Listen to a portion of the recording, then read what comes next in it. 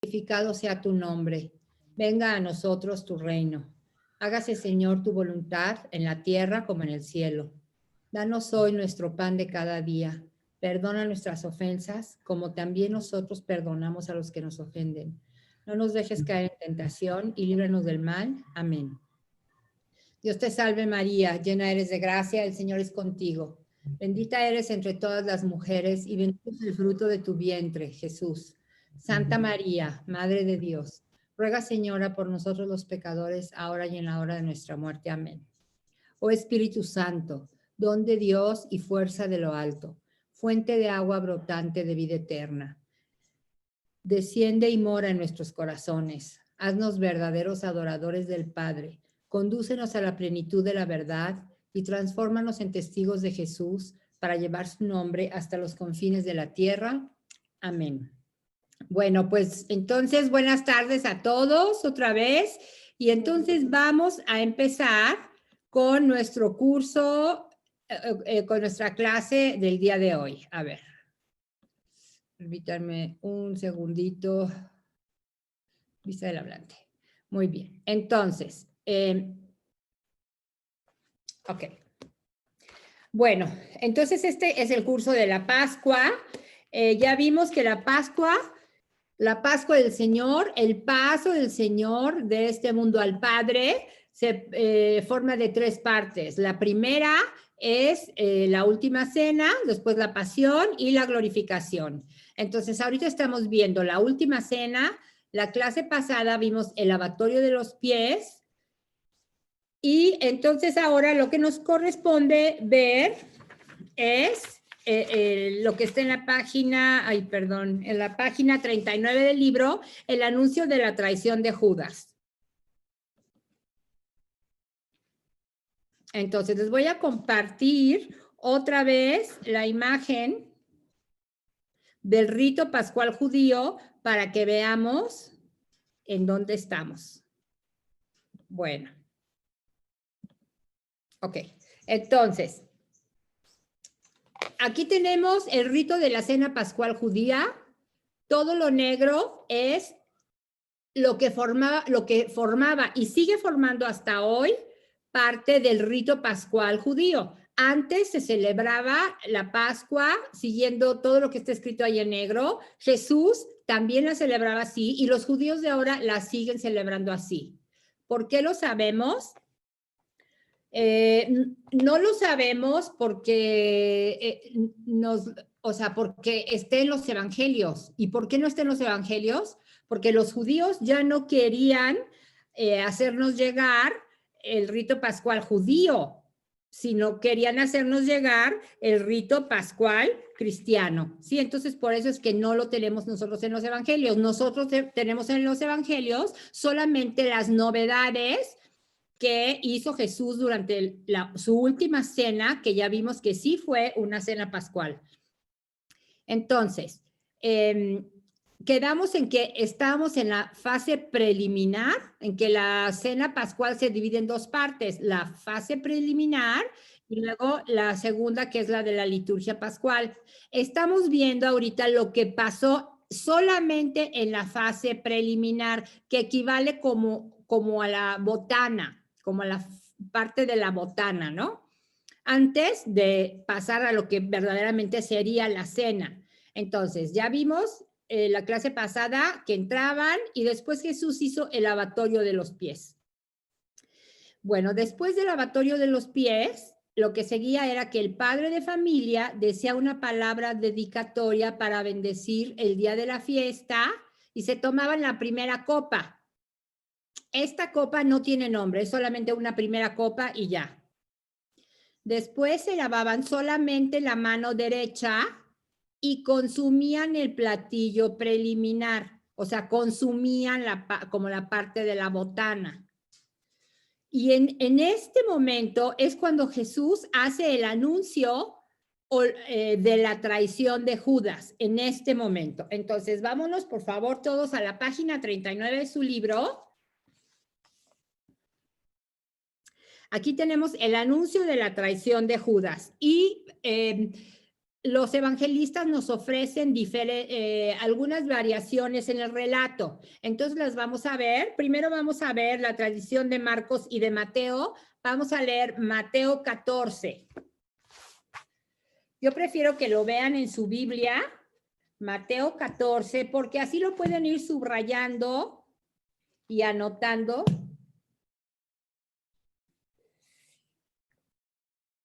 Mateo 14, así se van encariñando con su Biblia y después es más fácil leerla, es más fácil orarla. Mateo 14, 1.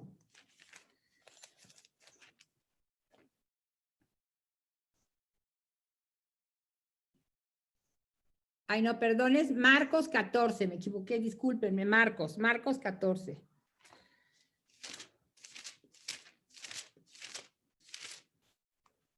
Aquí. Va. Faltaban 2 días para la Pascua y los ácimos. Los sumos sacerdotes y los escribas buscaban cómo prenderle con engaño y matarlo. ¿Qué era lo que estaba pasando? Recuerden que más o menos hace como unos 15 días, Jesús había resucitado a Lázaro. Y la gente que había estado presente en la resurrección de Lázaro, muchos eran habitantes de Jerusalén. Entonces, muchos de ellos regresaron a Jerusalén y empezaron a contar pues el gran milagro que había hecho Jesús, que había resucitado a Lázaro. Pero, déjenme dejar de compartir para verlos mejor. Ajá. Pero resulta que el hombre reacciona diferente. Algunos llegaron a contarlo llenos de alegría y otros llegaron a contarlo y a denunciarlo con los miembros del Sanedrín. Entonces, los sanedritas se habían preocupado mucho desde ese momento y desde ese momento habían decidido, más o menos como 15 días antes de la muerte de Jesús, ya habían decidido matarlo. Por eso aquí Marcos nos escribe, lo vuelvo a leer, los sumos sacerdotes y los escribas buscaban cómo prenderle con engaño y matarlo. O sea, todavía no lo habían aprendido, todavía no lo habían juzgado, pero ya estaba decidido que lo iban a matar. Pero entonces, ¿cómo le hacemos? A ver, acuérdense que esto es el Jueves Santo y el domingo anterior fue la entrada mesiánica de Jesús a Jerusalén, donde fue aclamado, ¿no? Acuérdense que entró, es la entrada mesiánica, la que nosotros celebramos ahora como el Domingo de Palmas, donde el pueblo de Jerusalén lo recibe con palmas. Y entonces los sanedritas se ponen nerviosos y después de eso, ¿qué hace Jesús? Después de eso va al templo, tira las mesas de los cambistas, saca los animales del templo. Entonces los sanedritas todavía se enojan más. Entonces están viendo cómo le hacemos para matarlo. Pero lo que pasa es que en esos momentos había mucha gente que había ido a celebrar la Pascua y Jesús ya tenía muchos seguidores. Entonces los sanedritas no encuentran cómo agarrarlo y matarlo. Porque decían, bueno, ¿cómo le hacemos? Aquí en la fiesta no hay mucha gente, hay mucha gente. O sea, podemos ocasionar un problemón, un levantamiento. Entonces no encontraban cómo hacerle. Versículo 2. Pero comentaban, durante la fiesta no sea que haya una algarada entre la gente. Entonces, ay, perdón, ya se me cerró el libro. Ay. Pásense, por favor, a Marcos 14, versículo 10.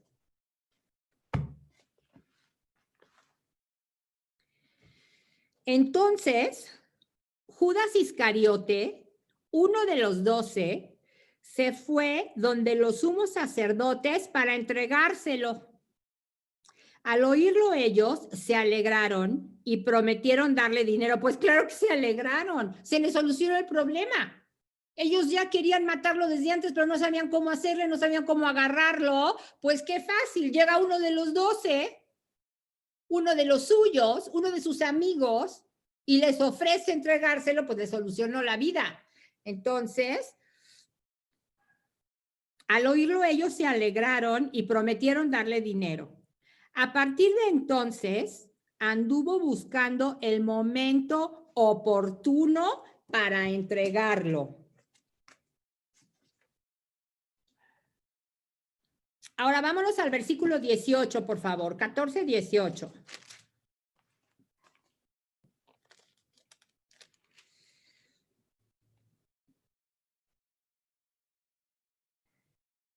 Vamos a empezar ahora sí desde el 17, perdón. Aquí con negrillas tenemos anuncio de la traición de Judas. Versículo 17. Al atardecer llegó él con los 12, ¿a dónde? Al cenáculo. Y mientras comían recostados, ¿cómo que comían recostados? ¿Qué cosa tan rara?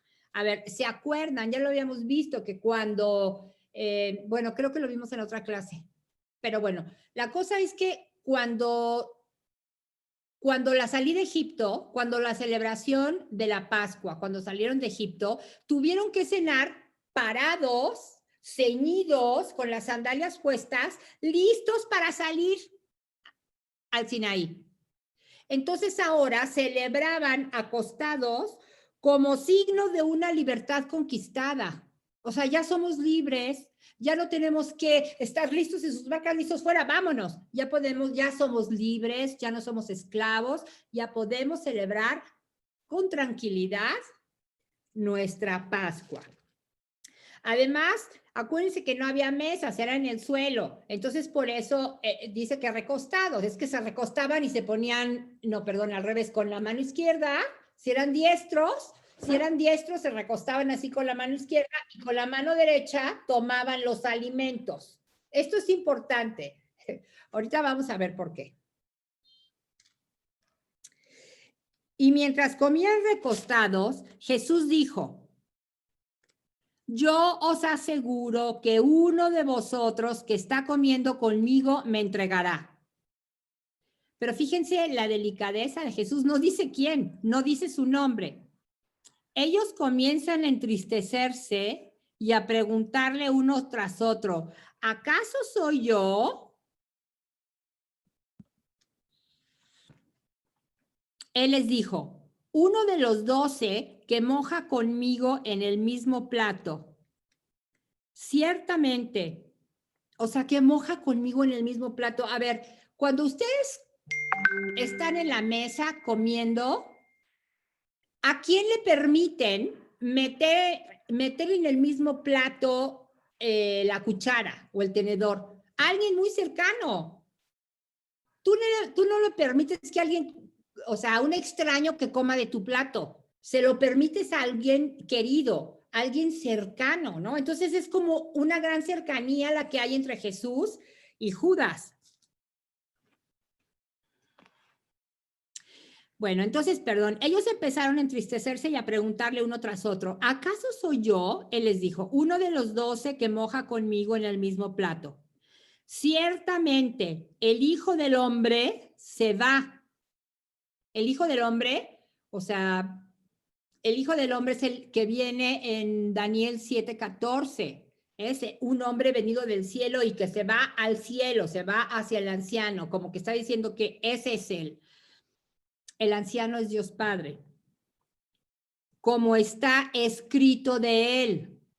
O sea, Jesús ya sabe bien qué es lo que va a pasar, sabe bien que está escrito y lo acepta.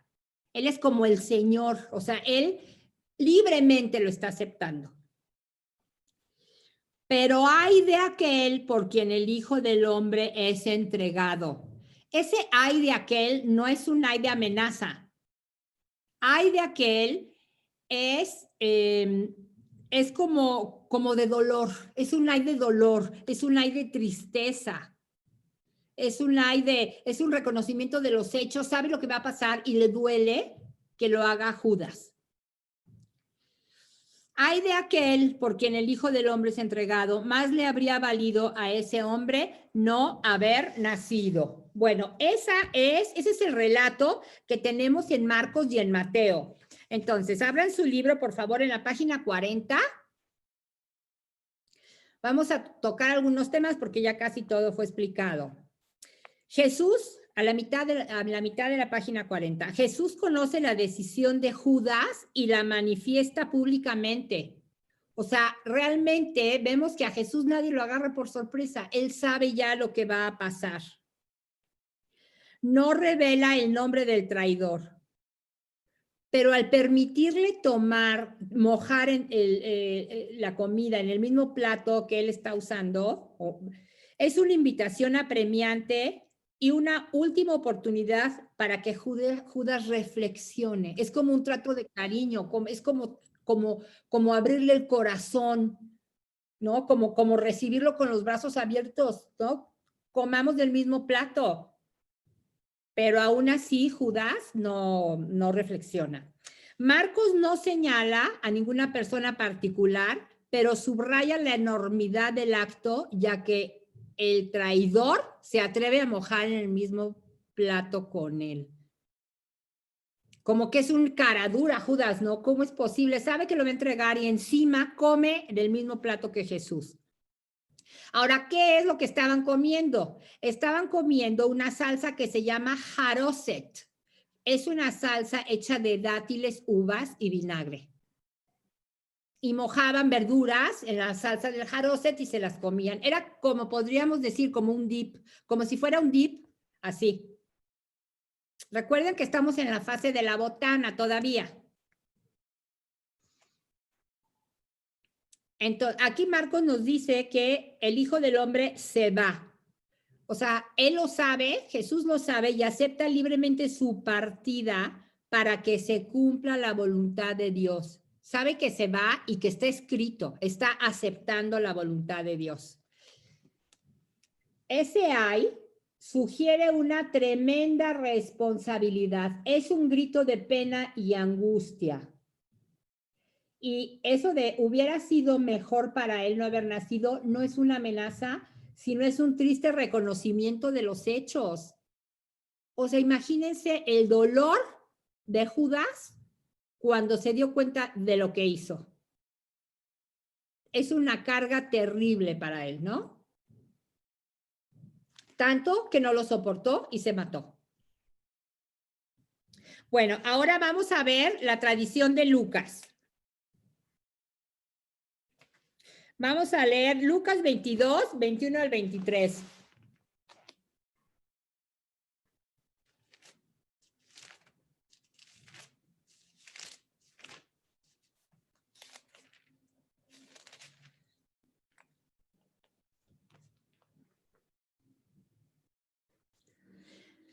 Anuncio de la traición de Judas.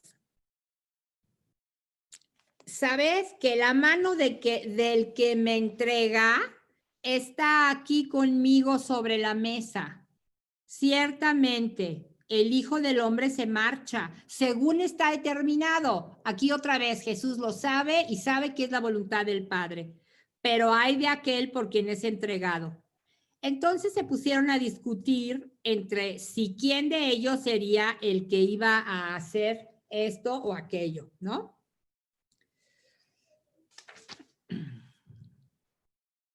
Luego, el versículo, a ver, vámonos en la página 42 del libro. Después de esto, Lucas nos pone algo que como que parece que no tiene que ver. En la página 42 a la mitad, esa discusión inspiró a Lucas colocar en este sitio un logion del maestro sobre la actitud de servicio que debe caracterizar a los que ejerzan el ministerio de autoridad entre los discípulos. Y esto es tan actual. A ver, vamos a leerlo. Está en el versículo 24. ¿Quién es el mayor? Entre ellos hubo también un altercado sobre quién de ellos parecía ser el mayor. Él les dijo: los reyes de las naciones las dominan como señores absolutos, y los que las oprimen se hacen llamar bienhechores. Pero no actuéis así vosotros. Aquí viene el mensaje importante. Pues el mayor entre vosotros ha de ser como el más joven, y el que gobierna como el que sirve. O sea, debemos servir cada uno de nosotros. el mayor entre vosotros. O sea, la autoridad debe servir. ¿Qué ganas me dan de decirle esto a nuestros políticos actuales y de todo el mundo? ¿No? Ellos están como autoridad, pero como una autoridad para servir. Y así son las autoridades en todos los niveles. La autoridad en el gobierno, la autoridad en el hospital, la autoridad en la oficina, la autoridad en la casa. Las autoridades deben estar al servicio, funcionar en servicio de los que tienen bajo sus alas, ¿no? Así un ejemplo muy clarito, la mamá en una casa es una autoridad, claro que es, claro que lo somos. Y por eso los hijos deben obedecer, pero tú ordenas a tus hijos en una actitud de servicio para educarlos, para criarlos, para alimentarlos, ¿no? Los está sirviendo. Eso es lo que nos dice aquí Jesús. Versículo 27. Porque ¿quién es mayor? ¿El que está en la mesa o el que sirve? ¿No es el que está en la mesa? Claro que sí. ¿Quién es el mayor? ¿El que está sentado a la mesa o el que está sirviendo a la mesa? El que está sentado a la mesa, ¿no? Jesús en ese momento está sentado a la mesa. Pues yo estoy en medio de vosotros como el que sirve. Jesús está sentado a la mesa ahí en ese momento, en esa cena pascual, pero está sirviéndonos. Está sirviendo a sus discípulos. Ya empezó a entregar su vida desde el lavatorio de los pies. ¿Sí? Bueno. Seguimos en el versículo 28. Y luego viene una recompensa prometida a los apóstoles. Vosotros sois los que habéis perseverado conmigo en mis pruebas. Yo por mi parte dispongo un reino para vosotros. Claro que ellos todavía pues como que no entendían bien de qué se trataba. Dispongo un reino para vosotros, como mi Padre lo dispuso para mí, para que comáis y bebáis a mi mesa en mi reino, y os sentéis sobre tronos para juzgar a las 12 tribus de Israel. O sea, el premio de los apóstoles será que estarán con él. Ese es el premio de los apóstoles. Bueno, ahora vamos a ver el relato de Juan. Juan 13:21. Juan, acuérdense que Juan fue el último evangelio que se escribió aproximadamente entre el año 90 y 100. O sea, 70, aproximadamente entre 60 y 70 años después de la muerte y resurrección de Jesús. O sea, entre 60 y 70 años después de lo que estamos hablando, de la última cena. Entonces Juan tuvo 70 años para hacer una reflexión teológica acerca de lo que escribe. Entonces nos entrega Juan verdaderos tesoros teológicos a lo largo de su evangelio. Bueno, vamos a ver entonces, perdón, Juan 13:21.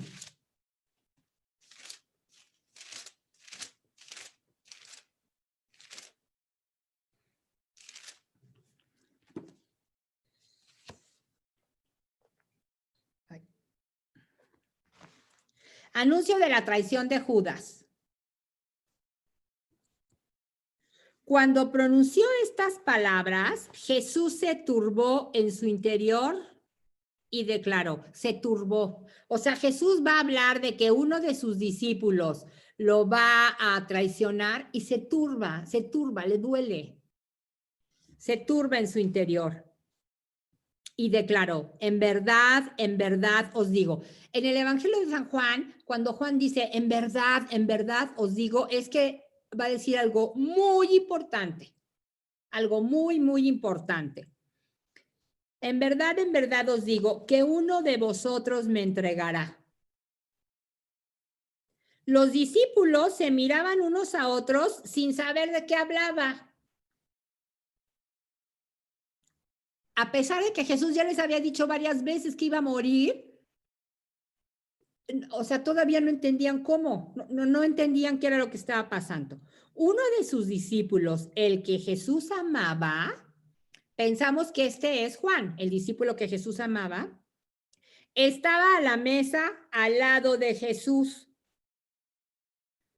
A ver, bueno, Simón Pedro le hizo una seña y le dijo, pregúntale de quién está hablando. A ver, entonces vamos a imaginarnos la escena, por favor, porque es importante, si no, no lo vamos a entender.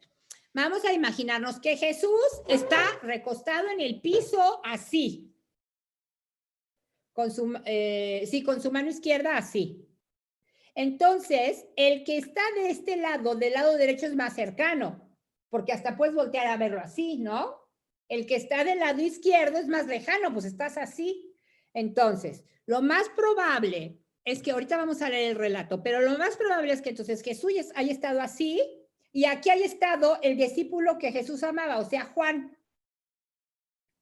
Y después de Juan seguía Pedro.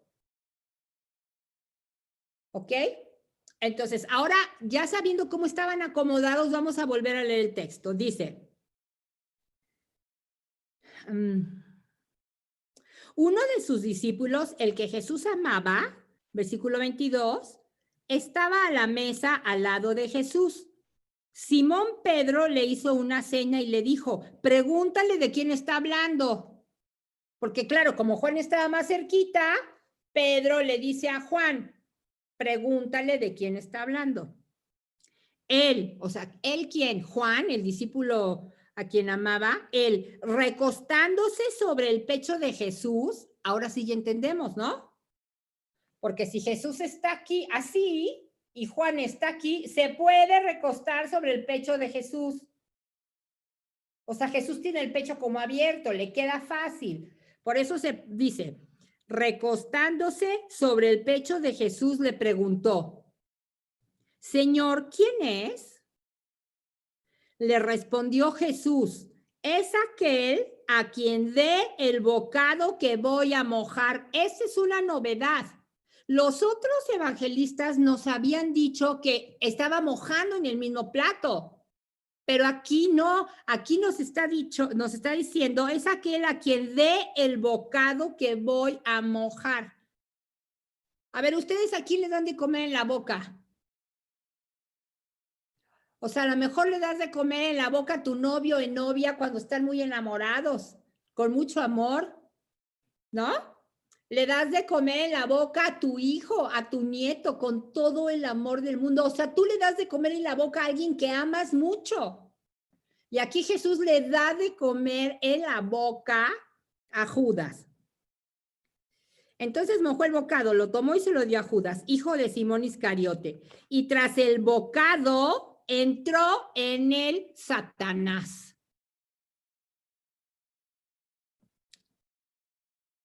Horrible. Habiendo recibido esa muestra de cariño, de todos modos, ya estaba Satanás listo y entra en el Satanás. Jesús le dijo, lo que vas a hacer, hazlo pronto. Claro que Jesús sabía perfectamente qué era lo que iba a hacer Judas. Pero ninguno de los comensales entendió por qué se lo decía. Claro que no. Como Judas tenía la bolsa, algunos pensaban que Jesús quería decirle, compra lo que nos hace falta para la fiesta, o que diera algo para los pobres. O sea, el que manejaba el dinero era Judas y venía una fiesta. Entonces era como común y natural que Jesús diera órdenes, ¿no? Que Jesús les dijera a sus discípulos qué hacer. Entonces lo que has de hacer, hazlo ya. Y entendieron, pues va a ir a comprar algo, va a ir a preparar algo, va a ir a hacer un mandado. Eso es lo que pensaron los demás discípulos, pero Jesús ya sabía lo que iba a hacer Judas. Entonces vean, Jesús es el Señor de la historia, es el Señor de lo que está pasando. Nadie lo sorprende. Como Judas,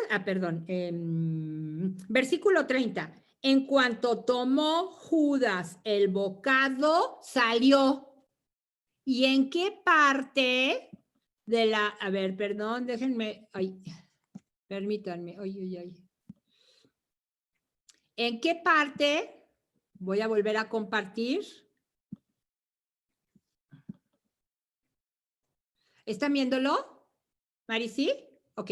A ver, ¿en qué parte de la cena estamos? Estamos aquí en la fase preliminar, en la fase de la botana. Ajá. Y entonces, aquí es el anuncio de la traición de Judas y Judas se va. Esto es importante. Judas se va. O sea, que Judas no cena con Jesús. O sea, que Judas no toma la Eucaristía. No está presente en la consagración del pan, que está aquí abajo, ni está aquí, ni está presente en la consagración del vino. Judas sale desde acá. En cuanto tomó Judas el bocado, salió, o sea, salió desde acá. Todavía ni siquiera se habían tomado la segunda copa. Bueno, ni siquiera la habían servido. Pues, ok, aquí ya se va. Era de noche. ¿Qué significa eso de que era de noche? Que Judas, o sea, en el momento en que Judas, en el momento en que Satanás entró en Judas, entonces Judas pertenece ahora al mundo de las tinieblas. Horrible, ¿no? Horrible. A ver, vámonos a ver qué dice en el libro.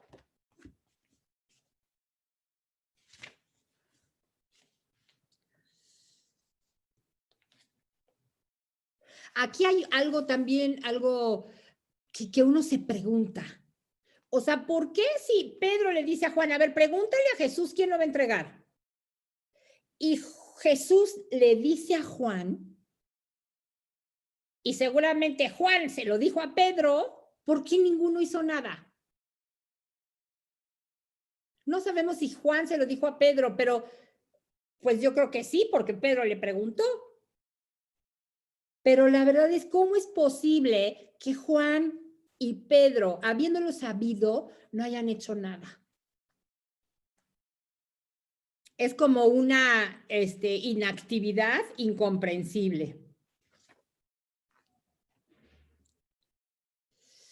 Fíjense lo que nos dice aquí el padre Carrillo en la página 46. El bocado que le da Jesús a Judas no fue señal solo para el discípulo, sino una última prueba de comunión y de amistad con Judas.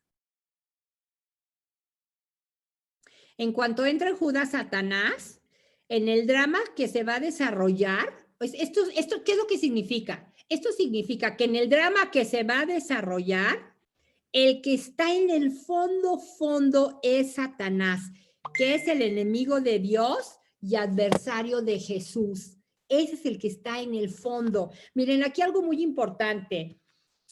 Satanás es una criatura. Satanás no lo sabe todo. Satanás sabe lo que Dios le permite saber. Entonces, el demonio pudo haber sentido, porque además Jesús hablaba de Dios diciendo mi Padre, o sea, pudo haber sentido, pudo haber imaginado, pudo haber tenido la persuasión de que Jesús era alguien muy importante, pero por supuesto que no sabía realmente cuál era su misión. La misión de Jesús era morir por nosotros para pagar el precio de nuestro pecado y para que muriendo resucitara y nosotros tuviéramos vida. El demonio no sabía bien cuál era la misión de Jesús, porque si lo hubiera sabido, lo hubiera cuidado para que nadie lo tocara, para que no muriera, para que no nos salvara. Entonces, aquí lo que sabemos es que lo que podemos adivinar es que el demonio no sabía realmente qué era lo que iba a suceder. No lo sabía, pero sí sentía que Jesús venía de Dios y que tenía una misión y como que el demonio quería matarlo para que no la cumpliera.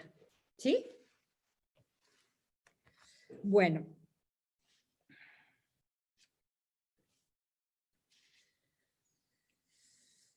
Era de noche, quiere decir que comenzaba en estos momentos el reinado de las tinieblas. Y vamos a leer, a ver, Lucas 22, 53, por favor. Lucas 22, 53.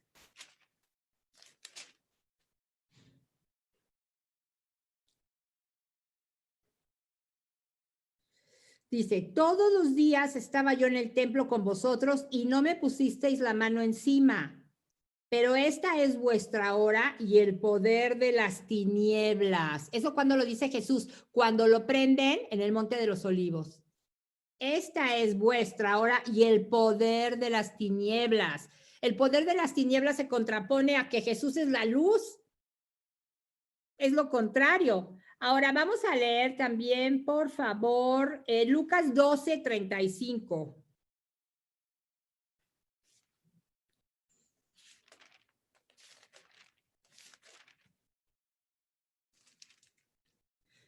Ay, no. A ver, permítanme, no sé si es Lucas o Juan.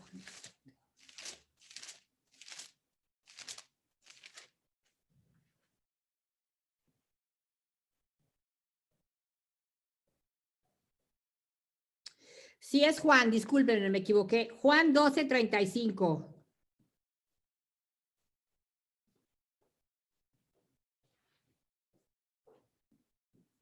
Dice, todavía por un poco de tiempo estará la luz entre vosotros. ¿Quién es? La luz, Jesús. Caminad mientras tenéis la luz para que no os sorprendan las tinieblas. Bueno, ok. Entonces, aquí tenemos entonces, ya terminamos el anuncio de la traición de Judas. Y ahora lo que sigue es la institución de la Eucaristía.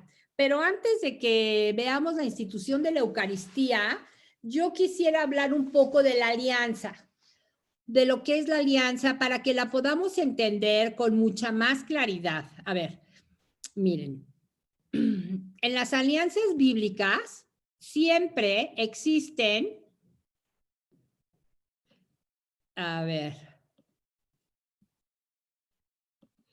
en las alianzas bíblicas, en todas las alianzas, siempre existen estos elementos, todos estos elementos. Entonces, no se preocupen, les voy a mandar la imagen por el chat.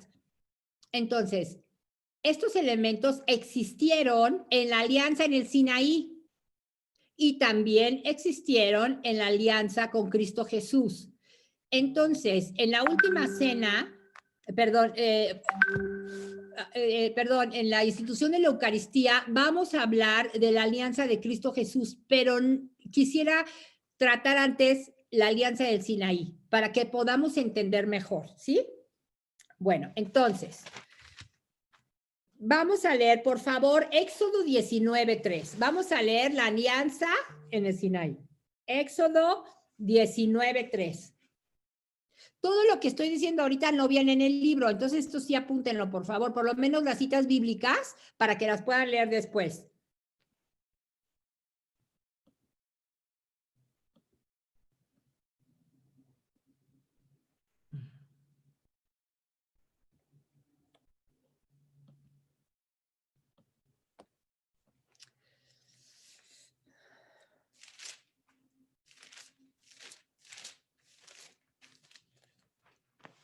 Ay, Éxodo. Ay, perdón, ¿Éxodo qué? Éxodo 19:3, por favor. Gracias.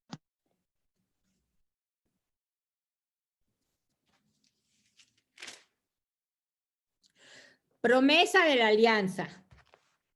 Comienzo a leer. Moisés subió al monte de Dios. Yahvé lo llamó desde el monte y le dijo, habla así a la casa de Jacob y anuncia esto a los hijos de Israel. Vosotros habéis visto lo que he hecho con los egipcios y cómo os he llevado sobre alas de águila y os he traído a mí. Ahora pues, si de veras me obedecéis y guardáis mi alianza, seréis mi propiedad personal entre todos los pueblos. O sea, esta es una invitación a la alianza. Entonces, ¿cuál es la invitación? Ustedes me obedecen a mí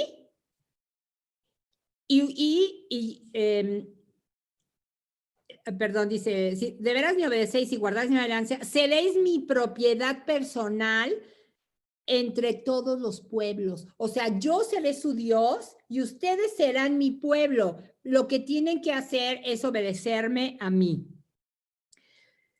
Porque mía es toda la tierra, seréis para mí un reino de sacerdotes y una nación santa. Estas son las palabras que has de decir a los israelitas. O sea, Yahvé le dice a Moisés, ve y dile a los israelitas esto. Y entonces va Moisés, versículo 7. Moisés fue y convocó a los ancianos del pueblo y les expuso todas estas palabras que Yahvé les había comunicado. O sea, Yahvé dice que si lo obedecemos, nosotros seremos su pueblo elegido de entre todas las naciones, y él será nuestro Dios. Y entonces, versículo 8, todo el pueblo a una respondió, haremos todo cuanto ha dicho Yahvé. Y Moisés subió a decir a Yahvé, Yahvé, el pueblo sí quiere. Moisés transmitió a Yahvé las palabras del pueblo.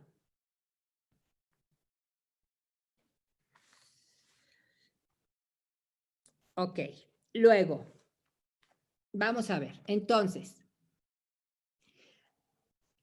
aquí están los elementos en las alianzas bíblicas. Uno de los elementos, el primer elemento es el contratante. ¿Qué es lo que tiene que haber antes que nada para que haya una alianza? Pues tiene que haber los contratantes, o sea, las dos partes, ¿no? Entonces aquí, ¿quiénes son los contratantes de la alianza? Por un lado está el pueblo y por otro lado está Dios. Ahora, ¿quién es el mediador? Moisés. Jesús le dice a Moisés, Moisés, ve y dile al pueblo que quiero hacer una alianza con ellos, a ver si ellos quieren. Y Moisés va y le dice al pueblo. Y luego el pueblo le dice, sí, sí queremos. Y entonces Moisés va y le dice a Yahvé que sí quieren. Entonces, Moisés es el mediador entre esta alianza. Ahora, ¿cuáles son las cláusulas de la alianza? Por favor, abran su Biblia en Éxodo 20, versículo 1.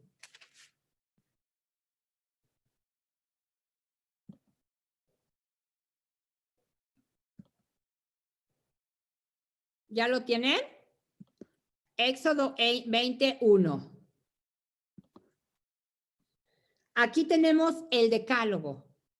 Las cláusulas de la alianza son el decálogo. Aquí tenemos la tercera parte el tercer elemento de una alianza es el decálogo. Perdón, es las cláusulas. Y las cláusulas de la alianza en el Sinaí son el decálogo, que lo tenemos aquí en el capítulo 20 del Éxodo a partir del versículo 1. Y bueno, les voy a, no, solamente para hacérselos notar, el primer mandamiento aquí aún está en el versículo 3. Vamos a leerlo. No tendrás otros dioses fuera de mí. ¿Por qué? Porque el pueblo en ese momento creía en la existencia de otros dos dioses. Pero entonces Dios le dice, Yahvé les dice, no tendrás otros dioses fuera de mí. Yo soy tu Dios, tu único Dios, al único que le vas a rendir culto. Y yo te voy a cuidar, Dios. A nadie más le rindas culto. Ese era el primer mandamiento. Entonces esas son las cláusulas. Luego, el tercer elemento de las alianzas bíblicas es el altar. Y luego la víctima y luego un sacrificio. Entonces, vamos a leer, por favor, Éxodo 24 del 1 al 8. Este es como la firma de la alianza. Perdón, ¿Éxodo qué? Éxodo 24 del 1 al 8, por favor.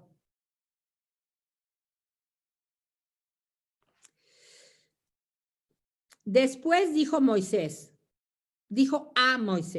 sube donde Yahvé junto con Aarón, Nadab y Abiú y 70 ancianos de Israel y postrarlos a lo lejos. Moisés se acercará solo a Yahvé. Por favor, cuidado con sus micrófonos. Moisés se acercará solo a Yahvé. Entonces, Moisés es el mediador. Ellos no se acercarán ni el pueblo subirá con ellos, solo Moisés. Moisés vino y transmitió al pueblo todas las palabras de Yahvé y todas sus normas. Y todo el pueblo respondió a una: cumpliremos todas las palabras que ha hecho Yahvé. Entonces Moisés escribió todas las palabras de Yahvé, se levantó temprano. Entonces Moisés escribió todas las palabras de Yahvé, o sea, el decálogo. Después, se levantó temprano y construyó al pie del monte un altar. Entonces aquí ya tenemos el cuarto elemento de una alianza, el altar, con 12 estelas por las 12 tribus de Israel. Luego mandó a algunos jóvenes israelitas que ofreciesen holocaustos e inmolaran novillos como sacrificios de comunión para Yahvé. Entonces aquí ya tenemos la víctima, ya tenemos las víctimas.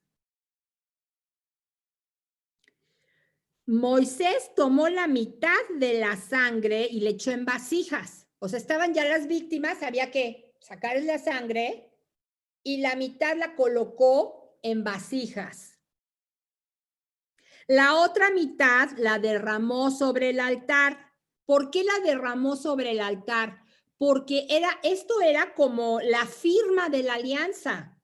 Entonces tenían que firmar Dios y el hombre. Entonces era como decir, al que no cumple esta alianza le va a pasar lo que estas víctimas.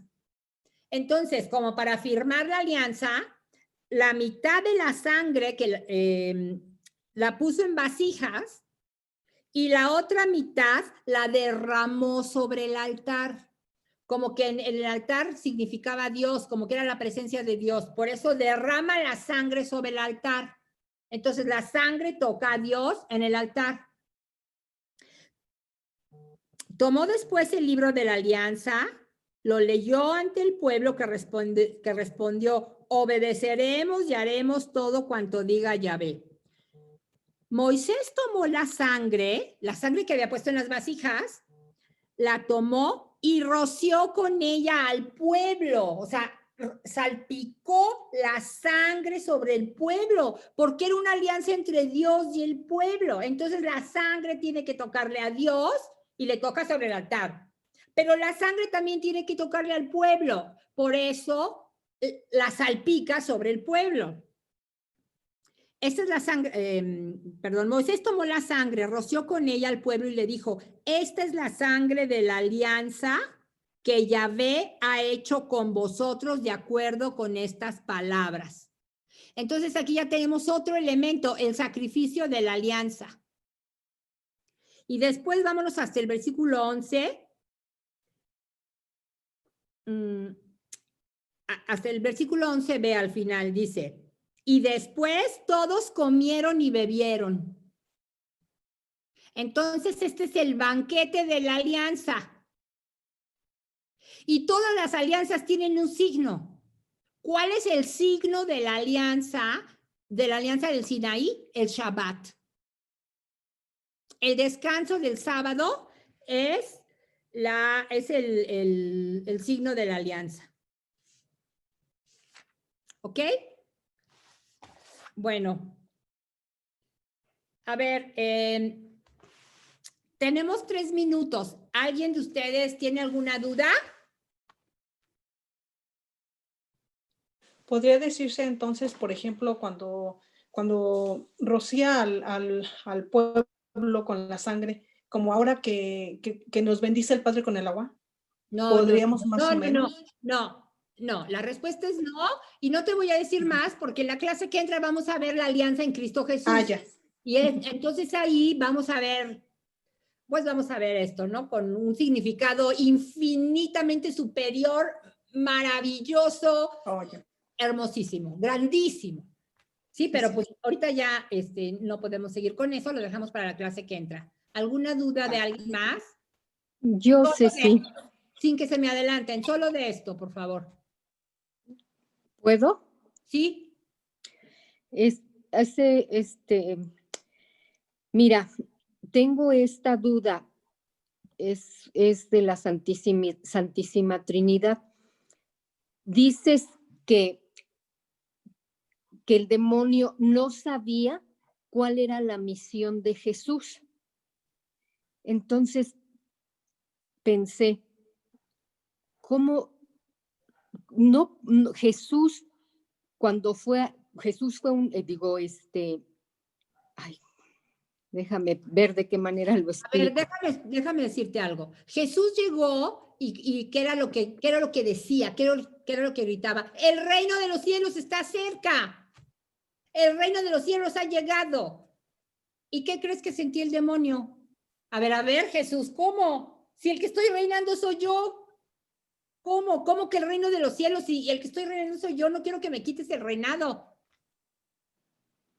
Sí, pero mi pregunta es, es referente a que si que dijiste que el demonio no sabía cuál era la misión de Jesús, no sabía que era el Mesías. Me cuestioné tiempo atrás porque el demonio fue un ángel. Entonces, cuando fue arrojado del paraíso, no se supone que ya estaba Es que mira, ya estaba unificada la Trinidad, el misterio claro que de la sí. Santísima Trinidad. No lo sabía el demonio que Dios era trino. Pero ¿y qué tiene que ver con esto? ¿No sabía que Jesús era la segunda persona de la Santísima Trinidad? Ah, ok. Esa es mi pregunta. No sabía que él era la segunda No persona. No hay que poner en el mismo nivel a Dios y al demonio. El demonio No, claro. Y sabe lo que Dios le permite saber. Uh-huh. No sabemos si el demonio sabía que Dios es trino, eso no lo sabemos. Pero lo que sí te puedo decir es que no sabía cuál era la verdadera misión de Jesús y que no sabía que Jesús era la segunda persona de la Santísima Trinidad. Y lo que quería era evitar que realizara su misión. Y por eso, pues quería matar. Si hubiera sabido, no hubiera querido que lo mataran. Si hubiera sabido que al morir iba a salvarnos, pues no hubiera permitido que lo mataran.